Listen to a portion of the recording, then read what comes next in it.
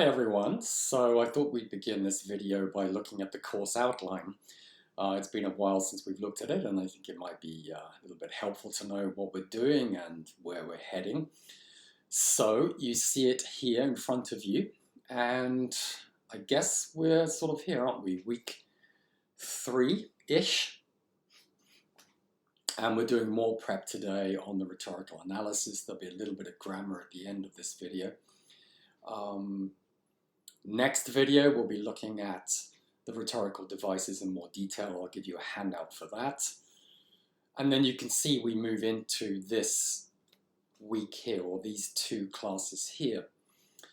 The practice session is just that. I mean, I'm going to be sending you a text to read, and you will then write your own rhetorical analysis using all the notes and all the stuff we've been doing in our videos so far. And then I will follow that up with an analysis that I've written myself. So then you can compare and contrast what you've done with what I've done. And usually that's enough. At that point, students are fairly comfortable with the structure, what it is they're being asked to do, and fairly relaxed about the process. Then we get to the actual assignment. Insofar as my students normally are stressed out about this assignment, it's because they're going to be asked to do it in 1 hour and 20 minutes, actually in class, without any notes and without any computer. And I think some of them are quite stressed about that. You've got lucky, I guess. I don't really mean that because I think it's unfortunate that we're having to engage like this, but at least in terms of this assignment, some of you may be thinking, yeah, good, I can do this at home. And yes, you can. What will happen is I will send you the actual assignment text, and you will have, I think, probably a day or two in which to get back to me with your essay. I need to bear in mind that I've got students across different time zones now.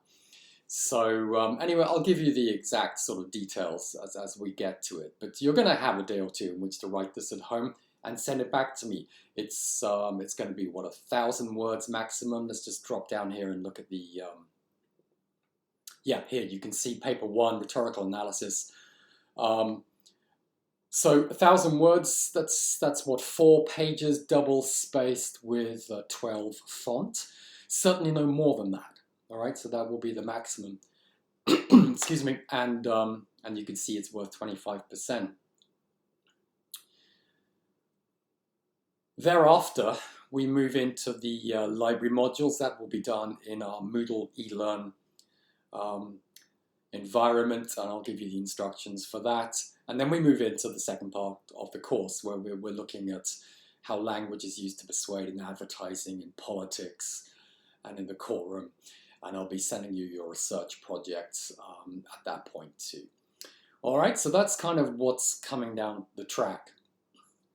Now, let's just think a bit more about this first assignment, the rhetorical analysis of an unseen text. You know now that you will have the comfort of doing this at home with plenty of time to do it. But let's just imagine that we're in a normal situation and that you actually do have to do this in 1 hour and 20 minutes. How would you go about doing that?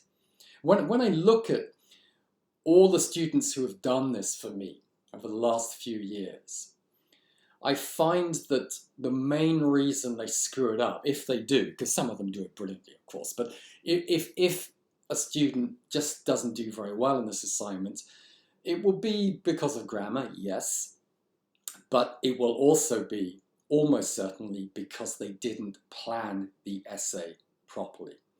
And that can mean that they didn't plan at all, or it can mean that they spent far too much time planning the essay and then they ran out of time. So what I want to do for the next sort of 10 minutes in this video is imagine that we are preparing for a timed exam or a timed in-class essay, and therefore imagine how we would go about planning it, okay? I'm doing this because sooner or later, please God, you're going to be back in the classroom, okay? And you're going to have to do exams and timed assignments. And what I'm about to tell you will hopefully be helpful. I mean, that's my job, isn't it? I mean, I hope that what I'm telling you, at least sometimes, is going to help you in your other courses. Okay, so hypothetically, let's imagine that we're all coming into the classroom at 10 o'clock in the morning to do an assignment, a timed in-class essay for an hour and 20 minutes. How should we plan for that? Well, let's give ourselves 15 minutes to read the text. It's probably about right for the text length I'm going to be giving you. The next 5 minutes, if I were you, I would spend just thinking about the message. This is step one, of course, of the rhetorical analysis. What is the writer arguing for? What is the writer arguing against? If it helps, you might want to think in general terms and then look to the specific, the way that we did with Martin Luther King's letter. And then you should be formulating a thesis sentence. This should be the only sentence you write out in full in your essay plan. Sometimes, you know, I get handed in these booklets because students are scribbling a manuscript in class. And I see 1.5 pages of closely written sort of, you know, text, and then the student put a line through it, and that's their plan. And no wonder they run out of time, right? So there's only one sentence you should write in full, and it's that thesis sentence. So what do you do for that? I've got a little handout which hopefully is going to help us here.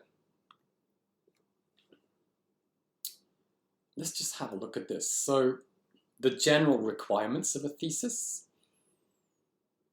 hopefully we're familiar with. I want it to be at the beginning of your essay. I've told you that before. It needs to be at the end of your first paragraph. You need to express an opinion about what you have read. Don't fall into the trap of simply telling me what the writer is saying. The thesis is your opinion about what the writer is saying. You need help on this. The Writing Center has got plenty of handouts that will help you. And I'm going to talk more about thesis statements a bit later in this course. You can see what I've written here in this second paragraph, what I'm generally looking for in assignments in English 100. And then I've given you 4 different thesis statements which you could use for your first assignment. Now, please understand, if you're a fluent writer, you may want to go your own way and construct your own thesis. Of course, that's absolutely fine. But if you're feeling a bit icky about this assignment, then if I were you, I would go for one of these 4. Look at the first one. Although the writer makes skillful use of some rhetorical strategies and devices, if we turn to the argument itself, we find a number of fallacies which weaken the argument so that ultimately it fails to persuade. I think that's probably the thesis I would have written for Michael Moore's text, the one we looked at in the last video, but that's just me. I probably would have gone with number 1. Look at number 2. So there are a number of fallacies. However, given the effective use of rhetoric, I'm tending to agree. Some of you may look back at Margaret Atwood's essay about the female body and think, you know what, that would work, you know, as a thesis for me. Fine. Some students come to me worried about, you know, what if I read this essay you're going to give me and it's brilliant, and I just think, wow, and I just agree with it. Well, look at number 3. So the essay combines skillful use of rhetoric and powerful argument to make a very strong case. It could, however, be said that an even stronger case could be made if we were to examine this or introduce this research or take it into a different arena. And number 4 here is sort of sitting on the fence, which is not a cop-out. It's actually sometimes a very academic place to be. You're just not ready to decide, or it's too complex. So look at this. Although the writer has attempted to argue for X and made some useful points, it seems to me that much more research is needed, or more careful analysis of something is needed before a convincing case can be made either way. One thing that I will say in passing here is that I'm happy for you to write in first person when you do this first assignment. It's actually going to help you, I think, engage with the text and tell me about your opinion as you do with your thesis. Okay, so that is what you're going to be writing in that little 5-minute period I've set aside for you to plan your essay in terms of thesis. Okay, so at around 20 past 10 now, theoretically or hypothetically, what I would suggest is that you skim read the text again, looking for rhetorical strategies. So what we're doing, in a sense, metaphorically or as a simile, it's like an onion. We're going to now skim read like layers of an onion, looking for specific things. So you know what these strategies are now, for God's sake. There are 3 of them, right? So is there pathos? If so, where? Which paragraph do you see it, or paragraphs? Is there ethos? Where? Is there logos? Well, I can tell you now that logos will thread throughout the assignment text I give you. With regards to pathos and ethos, all I would do if I was doing this is simply write a paragraph number next to strategies, or sorry, next to pathos or next to ethos. That's all I would do. Maybe underline where I see it. 25 past 10, I would now do the same thing. Skim read, but now I'm searching for rhetorical devices. That's all. That's all I'm doing. And I've got a list of them in my mind. I'm actually going to give you a list next time we meet together like this. And it's just go hunting. I mean, where do I see hooks? Where do I see irony? Where do I see allusions? Where do I see metaphors or personifications? Yeah. And same thing, I would simply put a paragraph number next to each one. So metaphor, paragraph 3, 7, 10. That's where I see. That's the example that I'm going to give. Some of you may prefer to use colors. It kind of depends how your brain is wired, right? I mean, if you like colors, then use, red for irony, yellow for metaphor, blue, whatever. That's how I would work the text in that 5-minute period. Okay, now we're up to 10:30. Same thing, skim read again, and now you're hunting for fallacies. And you've got all these fallacies in your mind now, the ones that we were looking at in the last class. And again, it would just be a paragraph number. So I'm seeing ad populum fallacy in paragraph 4. I'm seeing a hasty generalization in paragraphs 1, 7, and 15. I'm seeing a slippery slope in paragraph 8, and I'm simply writing the number down, maybe underlining where I see it in the text itself. Okay, 10:35, I would simply sit back and revisit, have a rethink about everything. Now that I've gone through this process of multiple skim readings, it may be that I perhaps want to adjust my thesis. I may be feeling stronger or weaker in what I want to say. So I would just reconsider that. And then at 10:40, I would start writing the essay. And you know what? The introductory paragraph, easy peasy, because you've done all the work. So first sentence, this is an essay by, and you give me the full name of the writer, in which they argue for or against whatever. You then put in that second sentence I've given you already. They make skillful use of rhetorical strategies and devices to make their case, and then you put your thesis. That's it, first paragraph, done and dusted. It'll take you 2 minutes to write. Now it's what, 10:42, and you start writing the rest of the essay. And not until 10:40, 10:45, whatever it is. You can chill out, guys. You've done all the hard work. And that means one thing more than anything else, particularly in first year writing. From now on, you can concentrate not on what you're going to say, but on how you are saying it. Because believe me, that's where the problems tend to come. It's in grammar. Students just lose control of their writing, particularly in a timed essay or an exam. Done all the hard work, done all the spade work. So now, okay, you're going to spend, I don't know, 10:45, write some paragraphs on strategies. Maybe one, maybe two on strategies. 10:55, write a paragraph or two on rhetorical devices. You've already figured out the ones you're going to talk about. You just bring them in as examples and quotes. 11:05, write a paragraph or two on your critique. Step 3 now of the rhetorical analysis. You've already found the fallacies, so just talk to me about them. And we get to 11:15, and that's when I think you should give yourself 5 minutes to proofread. That's really important, actually, when you're doing a timed essay or an exam. You need to give yourself time to just look at it for basic grammatical errors. You probably know where your writing tends to break down. Maybe you have subject-verb agreement problems. Maybe you have punctuation problems.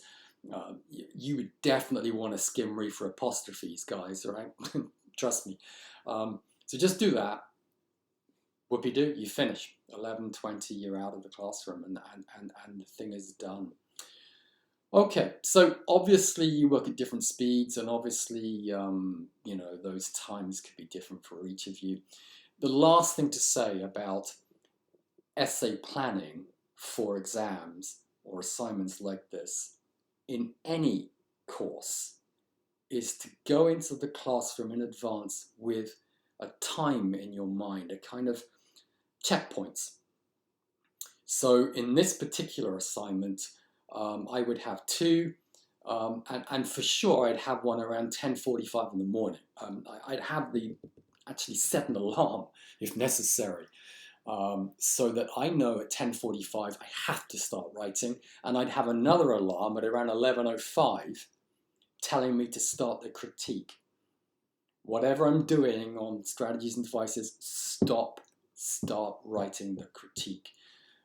You have to cover the 3 bases. You have to complete the assignment in time. Why do we do this to you? Why do we make you work under pressure and give you exams and timed assignments? It's because, as I'm sure you know, when you leave university, in the public-private sector, wherever you are out there, you are very likely going to have to work to deadlines.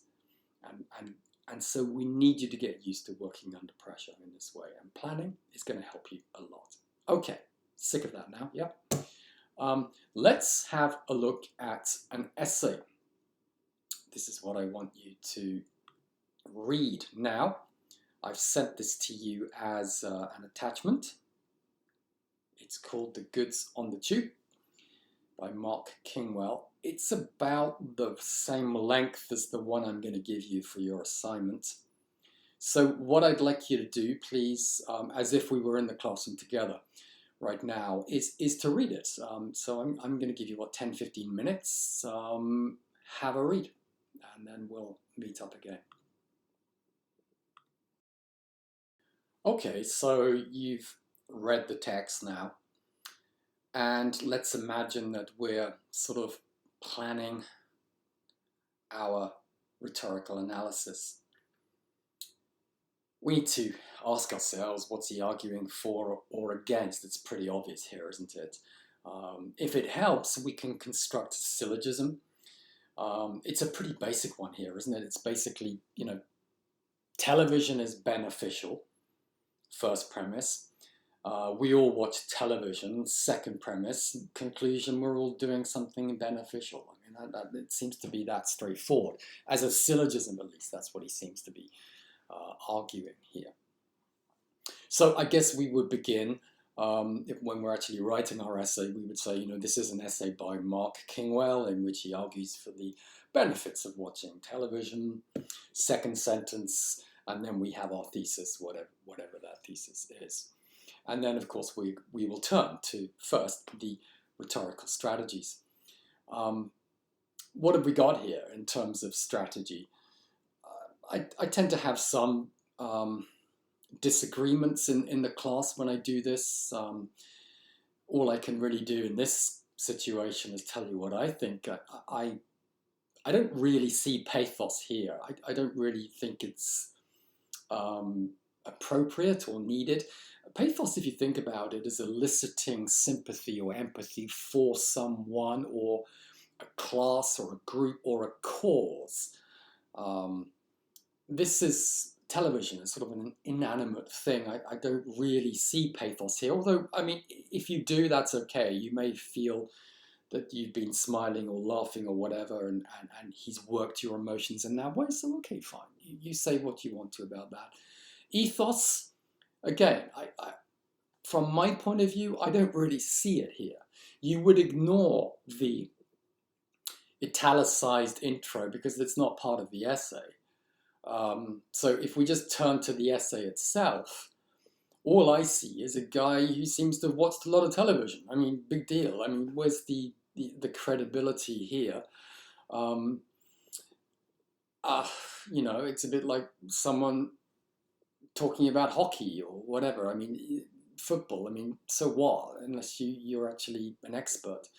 So I guess I have a problem there, and I think I would say that I'd see an absence of ethos. But you could argue with me, that's fine, whatever. We do have logos, don't we? I mean, really the point of this assignment, this text that I want us to do today is so that we can explore fallacies and critical thinking. So we do have logos threading throughout an attempt to construct a rational argument here. As for the rhetorical devices, I don't really want to say much about that today because I'm going to focus on that in the next video, but they're all over the place, aren't they? I mean, we have hooks, we have lists, we have metaphors. I mean, just on metaphor, look at the first paragraph. A glowing black cube, a cyclops. Television is a cyclops. This is metaphoric, of course, isn't it? It's the hardest of hard drugs. So we identify metaphor, and then, of course, we should always ask ourselves why. So you identify something, then you ask why. In this case, well, we know metaphors and similes are important in building tone and ambience. And I think that's what they're doing here. They're helping to create, actually right from the start of this essay, they're helping to create a light, sort of fluffy, conversational tone. Which is actually, what he's aiming for. So they serve that function here. Okay, so now we should think about the fallacies. That's what I want you to do now.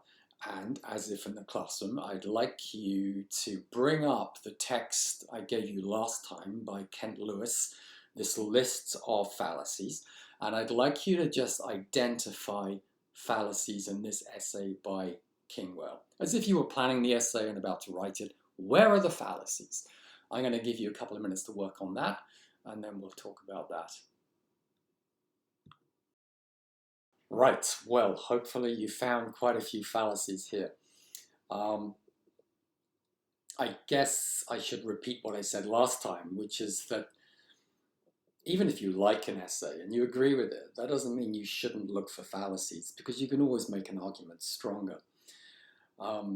In this case, it seems to me we have a text, an essay, which is riddled with fallacies. Whether they work to ultimately damage the essay so that it is unpersuasive is something we'll come to a bit later in this video. But let's just drill down and identify the fallacies we've got in front of us here. Hopefully you found them. I mean, we seem to have a mix of hasty generalizations with false dilemma, ad populum, post hoc fallacies. They're kind of all over the place, don't you think? So let's just look at the false dilemma. In many ways, he's being quite clever because he's in these italicized bits here. So beginning of 4, beginning of 6, beginning of 9.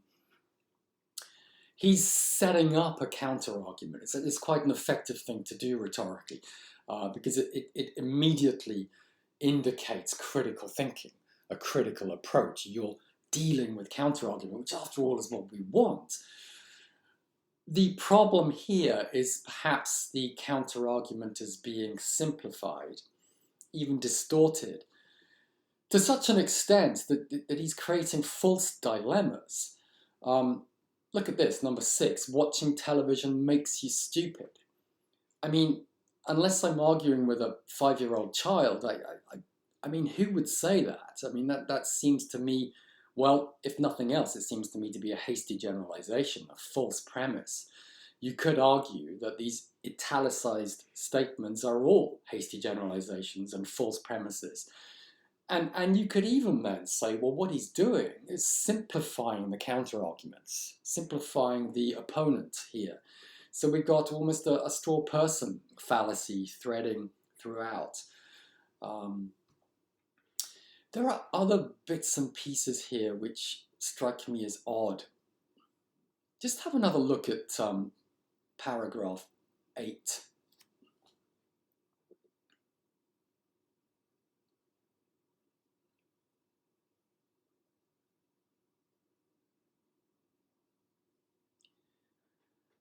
I'm struggling with this. His thesis seems to be that television is a good thing. But in paragraph 8, he's drawing this analogy with the internet, and he ends up saying, well, you know, the internet, it's not better than TV, it's just TV carried on by other means. In other words, what he seems to be saying is just trolling the wires for useless information and inane conversation.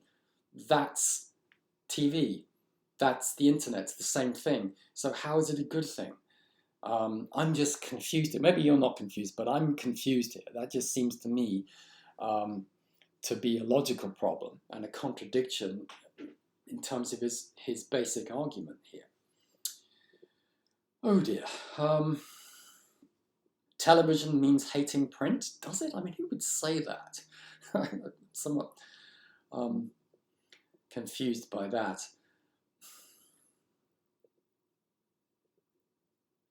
If we turn to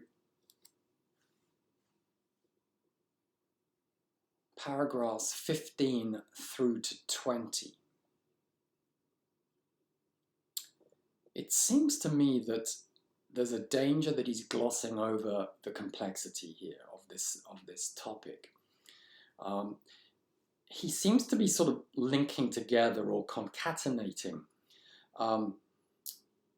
anti-censorship, because he's obviously against censorship, anti-censorship with democracy, as though the one thing equals the other. And I'm confused about that. It's almost a category error, as it seems to me. Let's just try and break this down. What is democracy?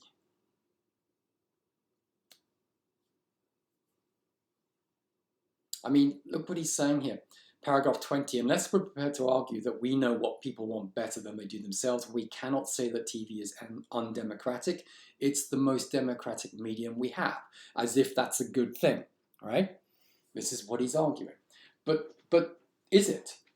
Is television a good thing because it promotes democracy? What's the connection? We're being asked to assume a connection here. And this is the point at which we need to start being critical readers, critical thinkers, and start picking away at the things that we're reading here. I ask you again, what is democracy? When you boil it down, what is it? The answer, I think, is that it's a majority decision-making principle. That's it. That's all it is, guys. And my assumption is that all of you out there watching this video right now agree that that's really important. Democracy is really important if we're considering what we require for a fully functioning civil society. It is democracy that enables peaceful transitions of government and changes in power. Yeah, we're all Democrats in that sense, I imagine. But is it always a good thing? Let me give you this example to test the hypothesis here. Imagine that I'm one of 4 students living in a house. And for various practical reasons, just for the moment, I'm the only one covering the rent. And I'm actually the only one who's working outside of university. And I have to get up every morning at 7 o'clock to go to my job. So somebody says, let's have a party on Wednesday night. Yeah, let's have a party Wednesday night. Great, great, great. And I say to them, guys, I'd love to have a party. Can we make it Saturday? Because, it's midweek on Wednesday and I need to get up at 7 the next morning. No, let's make it Wednesday. Let's have a vote. And so we have a vote and I'm outvoted 3-1. And I complain. I say, this is not fair. And they say, what's your problem, Ian? What's your problem? It's democracy at work. I mean, I agree it's a far-fetched example, but you ask any political philosopher out there, and they'll take you to these problems. So democracy is actually a difficult thing in the sense that it depends upon input, output, and context as to whether or not it's a good thing. What we shouldn't do is simply jump to the conclusion that it's a good thing and use it arguably in the way that Kingwell is doing here, because then we're guilty of ad populum fallacy. It's one of the fallacies we looked at in the last class. We encounter it, for example, when people say, this is a great thing, we should do this because it promotes equality. And our instinct is to say, well, that's got to be good, right? Equality's got to be good. But we have to be critical thinkers. What happens if you push too far in the direction of equality? You take away from liberty. Flip it around. This is a great thing because it promotes liberty. Liberty's a great thing, right? What happens if you push too far in the direction of liberty? You take away from equality. That's the fundamental problem of political philosophy going back 2,500 years. These are incommensurable concepts, equality and liberty. They're very difficult to mesh. It's the problem, in a sense, of creating a good society, finding that sweet spot, that balance. Look, my point here, this is not a political philosophy class, I get that, but my point here is we should be very careful about just banding around these terms as if they actually make an argument. It just depends. We need to be careful here. And I'm claiming, in my interpretation of this text in front of us, that he's not doing that. He's guilty here of ad populum fallacy. And how democracy connects to his point about censorship is also something that I'm confused about. How, if you like, paragraph 15 is connecting with paragraph 20. Let's think about this perhaps in another way. Let's imagine that I own a television network. I'm the CEO of a television network. What's the thing I'm most concerned about? Yeah, ratings. Ultimately, profits. There's nothing necessarily wrong about that. Of course not. I mean, I have a fiduciary duty. This is for the business students out there. I have a fiduciary duty to maximize the profits of the shareholders of my company if I'm CEO, right? So that's what I'm most concerned about. Now imagine this scenario. We're all together in this company. You're the creative team. And this television company is going down the tubes, to use a metaphor. We're losing money, we're losing ratings. We're going to be out of business and closed down within 6 months if we don't do something dramatically different in our television production. We need to come up with a brand new concept of television which will spike the ratings and bring in the profits. What are we going to do? Can you think of a brand new concept for television that's going to dramatically boost ratings? Look into the darkest area of your minds. See what you can come up with. In the classroom, this is fabulous because I get some wonderful suggestions. One of the ones that I remember we talked about in the classroom was live pay-per-view execution. I mean, how grisly and gory and awful is that? I guess we'd have to be in the US, where they actually do still execute people in the right state. So the concept here, the television concept here, is that the guy, whoever it is going to be executed, preferably by electric chair, because it'll be more dramatic for us. And they get to give $1 million to a charity of their choice. Okay, so that might introduce an ethical gloss for this. And then, you know, we can just run with the ball here. I mean, we could interview victims. We could have celebrities cooking the final dinner. Yeah, I mean, don't you think this is going to boost ratings? And when I pitch this to the class, I get, you know, 4 or 5 people saying yeah and sort of hesitantly putting up their hands. I get a lot of people who look absolutely appalled by the concept, and some people who are kind of like this. But it would boost ratings. And what's the problem with it? And this is where we have to kind of balance, you know, the fiduciary duty, the financial dilemma that we're in, against perhaps the ethical consideration of actually showing something like this on television. We can always say that people can switch off. You know, it's pay-per-view. We can emphasize that it's all being done by consent because the person being executed agrees to it. We can emphasize that they're going to give money to charity. You know, we can dress it up as a good thing. But a lot of people have a problem with this concept. And, you know, that's understandable. But I think my point is this. If you do have a problem with pay-per-view execution, if you're absolutely appalled by what I've just been suggesting, then I'm afraid to say what you are is a censor. What you want to do is censor what people see. That's a rather discomforting thought, isn't it? You know, here we are, a Capilano, at least notionally a Capilano, in the 21st century, and perhaps we're thinking that people should be told what to see and what not to see, or at least somebody should decide. I'm on a tangent here, guys. I'm thinking of a Hollywood movie called Live. I think Eva Mendes is in it.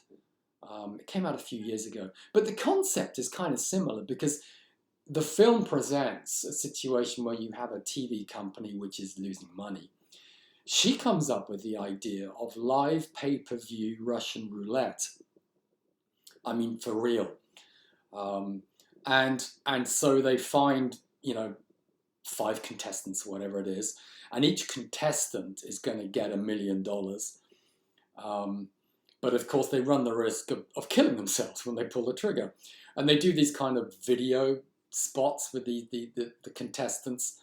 And there's little Timmy, who's so excited, and you know, he's talking about the $1 million and how he's going to go to Hawaii with his girlfriend and buy his mum a car, and great, it's going to be wonderful. And then the interviewer says, well, Timmy, what if there's a bullet in the chamber when you pull the trigger? And Timmy sort of looks at the camera and he goes, no, it's not going to be me, not going to be me. And then it finally ends up in the TV studio.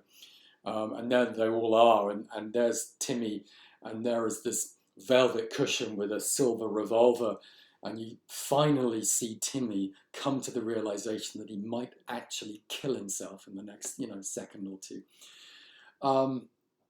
It's a silly movie, but it's a kind of funny movie as well. And I like the sort of beginning of it, because the initial reaction to the idea amongst all the TV executives is they're appalled by the concept. But the more they think about it, the more they find avenues to actually do it. And there's a smolchy, ridiculous ending, whatever, but it does boost the ratings. Look, what am I saying here? I'm saying that there are difficult issues here. And simply conflating anti-censorship with democracy in the way that Kingwell does is questionable, perhaps fallacious. And I suppose that is what I would be exploring here in terms of my critique and my sort of general critical thinking about this essay. Yeah, actually, guys, I think I would be pretty critical of it in my thesis, and I think that's the line I would take, finding it ultimately unpersuasive. But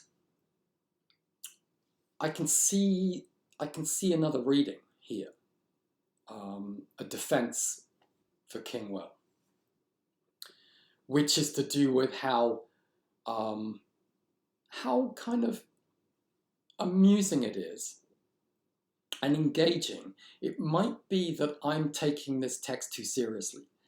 I'm sort of forcing an academic, quasi-philosophical interpretation onto something which is intended to be much lighter, almost comic-like and amusing. It may be that I'm misunderstanding his audience and misinterpreting the essay for that reason. It may be we've got an intentional fallacy here. He's playing with fallacies deliberately to get us to think about television differently, afresh or anew. So that would be a defense for him. And I think also he's much more nuanced in these last few paragraphs here on this final page in how he's sort of balancing the issues here and dealing with the notion of television. So, yeah, it may be I'm overreacting. In any case, this is now your essay. That's really the point. You read it, you decide what the message is, you decide what your thesis is, and you then tell me what you think. And I repeat what I said in the very first class. I'm unlikely to give you a hard time in your assignment because of what you're saying. It's more likely to be because of the way that you are saying it. All right? Okay, now what I want to do, again, as if we were in the classroom together, is I want you to read this essay by Marnie Jackson, which is quite interesting and quite fun to read. Again, about the same length as the one I'm going to give you for your assignment. And you can see where it finishes down here. So yeah, maybe you can do that now, please. Have a read. And then what I ask my students to do in the classroom is to spend a few minutes at least thinking about message and thesis. And then what would really be good is if you then sort of plan an essay. So, underline where you see the strategies, where you see the devices, where you see any fallacies. And then what I'm going to give you next is a sample essay. So I'll leave that with you now to work on for actually as long as you like. And then I'll get back to you in a second. Right, and now this next text that we have on the screen here, which I've given to you as an attachment, is a sample of a rhetorical analysis written by a student at UBC on the one that you just read. And you can see the title here, Barbie Bashing. And I'm going to ask you to read this. And you can see that it finishes here. So do that, please, now that it's fresh in your mind. And then I will have a few things to say about it. Right, so now I'm assuming that you have read it. The first thing to say is that this student makes no reference to the rhetorical devices, and I definitely want you to do that, and that's what I'm going to help you with in the next video. So putting that to one side, in every other respect, this is a very, very good rhetorical analysis. And you can see how they're working with the strategies, you can see the thesis, and you can see the critical engagement with the text. It's very, very good writing, it's very fluent writing, and I just wanted you to see that's the sort of upper level of writing that we're looking for first year university. So if you're feeling a bit icky about this now and a bit worried, there's plenty of practice coming down the track in the next video and also in the practice session. I'm going to be sending you or giving you another sample essay of a rhetorical analysis that I've written myself, which follows the 3 steps much more closely than this student does. And that's what I would actually focus on, these 3 steps, okay?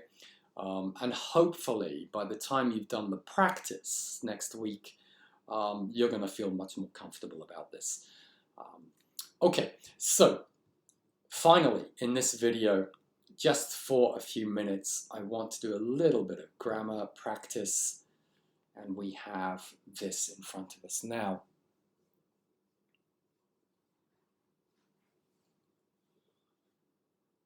So what we're looking for here is going to be punctuation marks in this first sentence. And the first punctuation mark I hope you have after the word conclude. And the reason is that to conclude is an introductory element. And we always put commas after introductory elements at the beginning of sentences. Now I'm putting a comma after the word fridge and after the word fridge. The reason being that the phrase assuming you have a fridge is like an extra thought stuffed into the middle of the sentence. We talked about this previously, as if it's in brackets, and you could put it in brackets. This is what we call a parenthetical element. And in the humanities, instead of using brackets, we prefer to use commas. Either would be okay, but you would definitely need to put something there. And what next? What I'm looking for is a comma before the word which. And the reason is that we punctuate before non-restrictive elements at the end of sentences, which is just a fancy way of saying it's an extra thought, not in the middle, but at the end of a sentence. It's non-restrictive. It's an extra sort of thought. And when it comes at the end, you put a comma before it, in this case, before the word which. And that might be clearer if we imagine the word that instead of which, because then the meaning changes. If we're looking for footprints in the butter that tend to be quite large, there are now lots of different types of footprints in the butter, and the ones that we look for are the ones that are quite large. In other words, that last part of the sentence is now fundamental to the meaning of the sentence. So you'd have the word that and no comma. But in the original form that we have here on the page, with the word which, it becomes non-restrictive, comma, and you finish like that. And then look at this second sentence here. This morning I had to prepare a class and go to a meeting. Where does the comma go? If your answer is before the word and, you're wrong. And it's a trap that a lot of students fall into. There is no comma here. There are 2 necessary elements in this sentence. One thing is no more important than the other. I had to do 2 things and there is no need for a comma here. If there was a third thing, then I would put a comma in because I'd now have a list. But here, no. And, of course, the word and does not function here as a coordinating conjunction, connecting two independent clauses. It's not functioning like that, so you don't put a comma in front of the word and. I do this because sometimes students have this idea that you always put a comma in front of the word and. You don't. You don't, unless it's operating as a coordinating conjunction. Okay, that's enough for today. In the next class, we'll start to look far more closely at the rhetorical devices and do a bit more prep on grammar. Okay, thanks. See you later.